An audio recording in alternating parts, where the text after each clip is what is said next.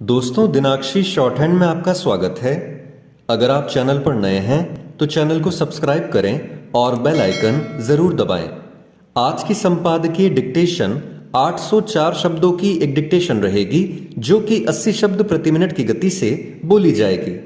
अगर आपको उस डिक्टेशन की स्पीड को 100 शब्द प्रति मिनट करना हो तो आप YouTube पर स्पीड के ऑप्शन में जाकर स्पीड को 1.25 कर सकते हैं।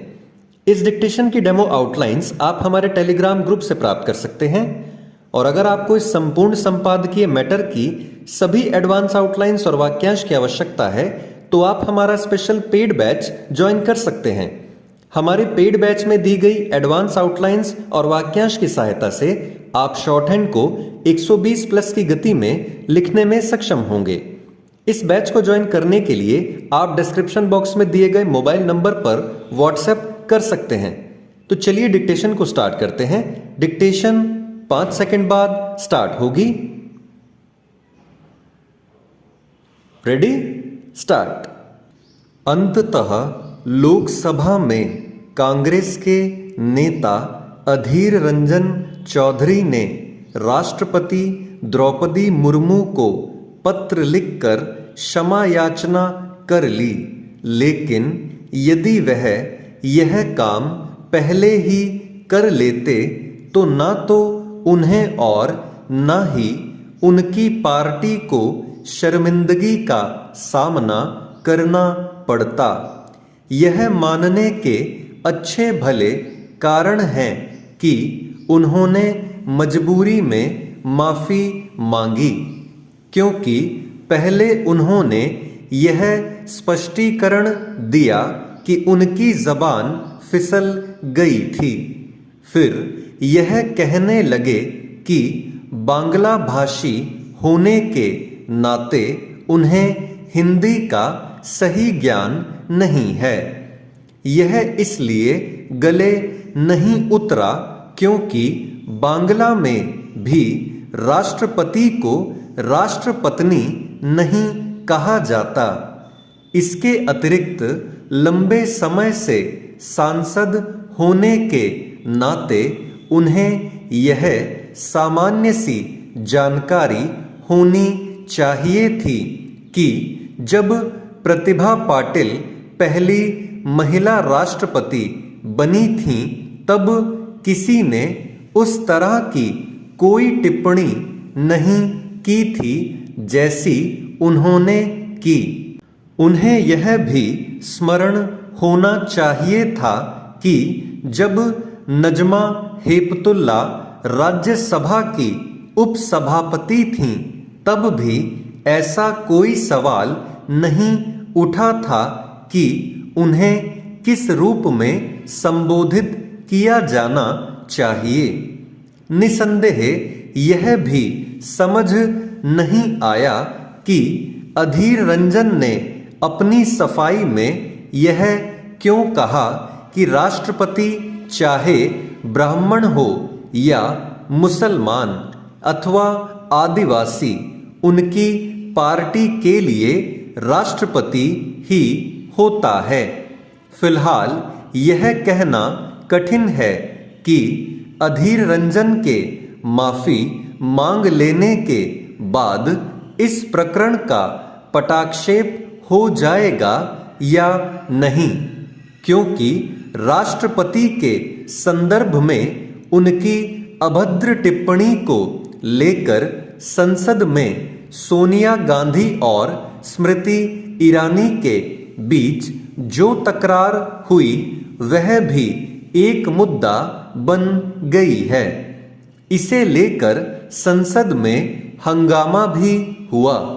इस सत्र में संसद के भीतर और बाहर जैसा हंगामा हो रहा है वह अभूतपूर्व भले ना हो, लेकिन यह साफ है कि राजनीतिक विमर्श का स्तर सबसे निचली सतह को छूता हुआ दिख रहा है। इससे बड़ी विडंबना यह है कि इसमें किसी की रुचि नहीं दिख रही कि संसद सही तरह चले। यह जनाकांक्षाओं का निरादर ही नहीं, संसद की गरिमा की अनदेखी भी है। क्या यह विचित्र नहीं कि जो विपक्षी सांसद लोकसभा और राज्यसभा में नारेबाजी और हंगामा करने के आरोप में निलंबित किए गए, वे यह प्रतीति करा रहे हैं कि हंगामा करके सदन न चलने देना ही उनका प्राथमिक दायित्व है।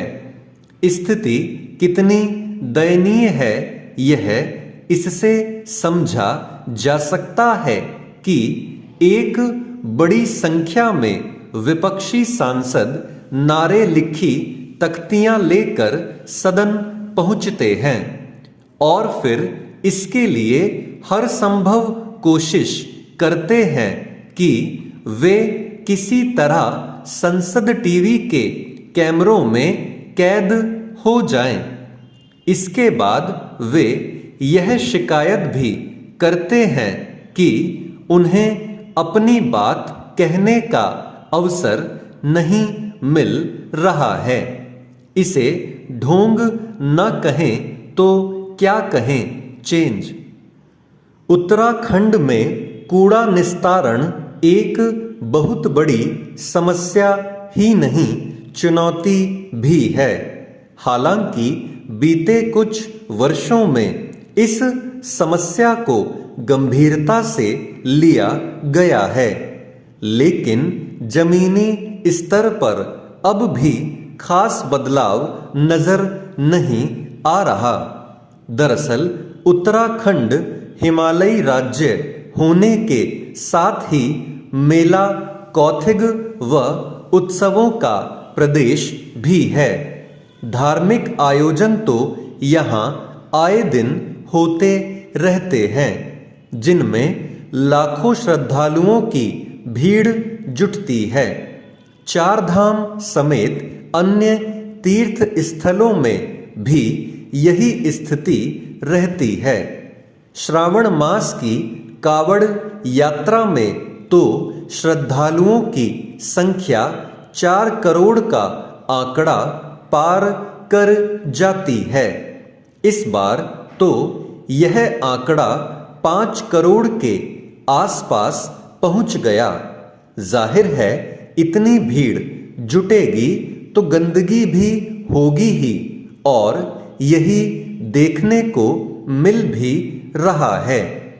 कांवड़ यात्रा संपन्न होने के बाद हरिद्वार व ऋषिकेश से लेकर नीलकंठ महादेव मंदिर तक गंदगी का अंबार लग गया।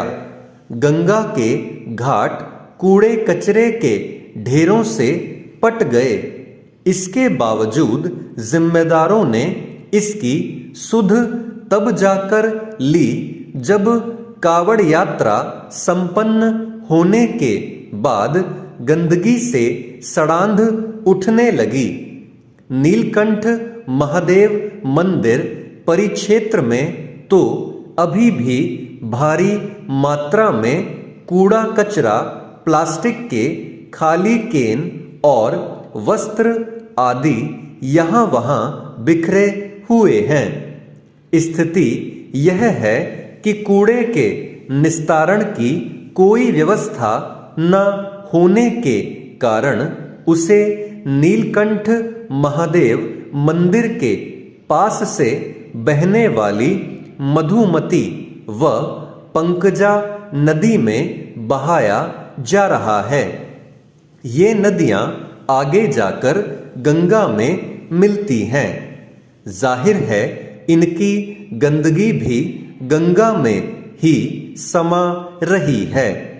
इससे नदी व जल राशि संरक्षण के दावों की भी कलई खुल गई है। ठीक है कि हो हल्ला मचने पर इस कूड़े के उठान के लिए जिम्मेदार एजेंसियां सक्रिय होने लगी हैं, लेकिन सवाल वहीं का वहीं है कि कावड़ यात्रा शुरू होने से पहले इस बारे में क्यों नहीं सोचा गया, जबकि सरकार के साथ ही कावड़ मेला प्रशासन को भी अंदाजा था कि श्रावण में करोड़ों की संख्या में कावड़ यात्री हरिद्वार, ऋषिकेश, नीलकंठ आदि स्थानों पर पहुंचेंगे। क्यों नहीं कूड़ा एकत्र करने के लिए जगह जगह व्यापक स्तर पर कूड़ेदान लगाए गए? क्यों नहीं कावड़ मेला परिक्षेत्र में साफ सफाई के लिए पर्याप्त संख्या में स्वच्छता कर्मियों की तैनाती की गई? साथ ही कावड़ यात्रियों को स्वच्छता के प्रति जागरूक करने के लिए पहले से ही कार्य योजना तैयार करना क्यों जरूरी नहीं समझा गया? स्टॉप।